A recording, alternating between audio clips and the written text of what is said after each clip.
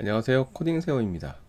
지난 시간에 이어 테넥스 개발자에 대한 이야기를 하고자 합니다. 이야기하다 보면 같이 으쌰으쌰 하시는 분들도 있는 반면에 어떤 분들은 자기 일 적게 하는 걸 목표로 하시는 분들이 있습니다. 전쟁에서 승리하기 위해 포 각도 좀 조절하자고 한 것뿐인데 전쟁이고 나발이고 그냥 바꾸는 게 어렵다고만 하는 거죠. 이러면 있던 열정도 사그라듭니다. 사실 이런 환경에서 생산성을 올리는 것은 쉽지 않은데요. 하지만 별 의미를 안 두고 계속 매일매일 해야 할 일을 하다 보면 내가 몰랐던 것들을 발견하고 이루게 될 때도 있습니다. 오늘은 테넥스 개발자의 또 다른 특징 3가지를 개인적인 경험과 함께 소개해 드리고자 합니다. 테넥스 개발자의 정의는 사실 이야기하는 사람마다 다릅니다. 역사도 오래되었는데요. 1968년도까지 올라갑니다. 한 저널에서 글이 하나 소개됐죠. 제목은 온라인 및 오프라인 프로그래밍 성능 비교에 관한 탐색적 실험 연구입니다. 한마디로 말해서 프로그래머의 성능 비교 결과라는 거죠. 글의 결론은 개발 경험이 오래되었다고 해서 꼭 10배의 결과를 내는 것은 아니라는 겁니다. 고대 그리스의 물리학자 아르키메데스가 이런 말을 했죠. 충분히 긴 지렛대와 그것을 받칠 지렛목을 주면 지구를 움직일 수 있다. 개발자가 하는 모든 일들이 실제 비즈니스에 똑같은 영향을 주지는 않습니다. 들어가는 대비 나오는 결과가 달라질 수 있다는 것이죠. 그래서 테넥스 개발자의 공통적인 특징 하나는 가장 임팩트가 큰 업무를 고르는 것입니다. 같은 지렛대 일 때 더 큰 일을 고른다던가 아니면 같은 일인데 더 긴 지렛대 또는 지렛목을 어디다 둘 건지 고르는 거죠. 실제 예를 들어볼까요? 개발자만 테스트용으로 쓰는 페이지를 하나 만들어야 합니다.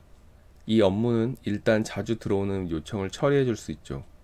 하지만 같이 일하는 운영자분들 또는 연관 부서 합쳐 4명 정도가 사용할 예정입니다. 그런데 기존 코드가 엉망이죠. 테스트용 페이지를 만들기 위해서는 엉망인 코드를 그대로 복붙하는 방법과 기존 코드도 리팩토링하고 만드는 방법이 있습니다. 그런데 우리 일이 이것만 있진 않죠. 이미 외부 사용자를 위한 프로젝트도 진행 중입니다. 아마 최소 몇만 명 이상 방문할 것으로 생각됩니다. 이럴 때 대부분은 사용자를 위해 테스트용 페이지는 복붙으로 마무리합니다. 왜냐하면 후자가 임팩트가 크기 때문이죠. 실제로 쿠팡에서 일할 때 비슷한 경험이 있었습니다. 그때 테스트용 페이지에 사용되던 코드들을 리팩토링 했죠. 일주일에 2시간씩 점진적으로 테스트 코드를 추가하고 역할별로 나눴습니다. 결과적으로는 테스트 커버리지 90%의 읽기 좋은 코드가 완성되었죠. 테스트용이긴 했지만 사실상 메인 로직이었기 때문에 서비스를 갈아엎는 프로젝트가 생겼을 때 제 코드를 바로 적용해서 시간을 단축할 수 있었습니다. 하지만 총 걸린 시간을 합해보니 3일 정도 걸렸더라고요. 기존에 이 테스트 페이지를 만든 분은 하루 만에 개발하셨다고 합니다. 만약 갈아엎는 프로젝트가 없었다면 저는 임팩트가 적은 일에 이틀을 낭비한 셈이 되는 겁니다. 여러분들은 리팩토링을 왜 하시나요? 코드 퀄리티를 위해서, 클린한 코드를 위해서, 프로페셔널리즘? 실제로 리팩토링 책의 저자 마틴 파울러는 2014년 OOP 컨퍼런스에서 리팩토링을 하는 진짜 이유에 대해서 이렇게 말했죠. 이코노믹스, 경제성을 위해서라고 말이죠. 자주 수정하는 부분이 복잡한 코드 때문에 실수가 발생하고 구성원들 모두가 코드를 이해하느라 개발 속도가 느려진다면 리팩토링을 해야 한다고 말합니다. 개발자는 소비자가 요구하는 기능을 빠르게 추가하는 게 중요한데 구조로 인해 속도가 느려진다면 리팩토링은 당연한 과정입니다. 반면에 아무리 스파게티 코드더라도 거의 수정 요청이 없는 코드는 리팩토링 할 필요가 없다고 말하죠.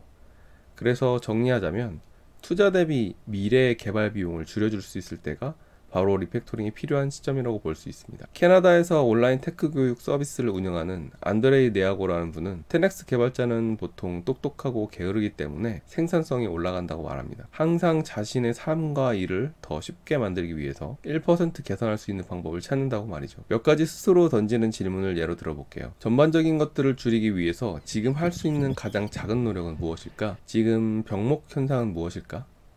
지금 반복적으로 수동으로 하는 작업이 뭐가 있지? 등입니다. 저의 경우 제가 했던 가장 작은 노력은 위키 문서를 작성하는 것이었습니다. FAQ라고 할까요? 저에게 많이 묻는 질문들을 도메인별로 모아서 자리에 없거나 바쁠 때는 일단 여기 한번 읽어달라고 말이죠.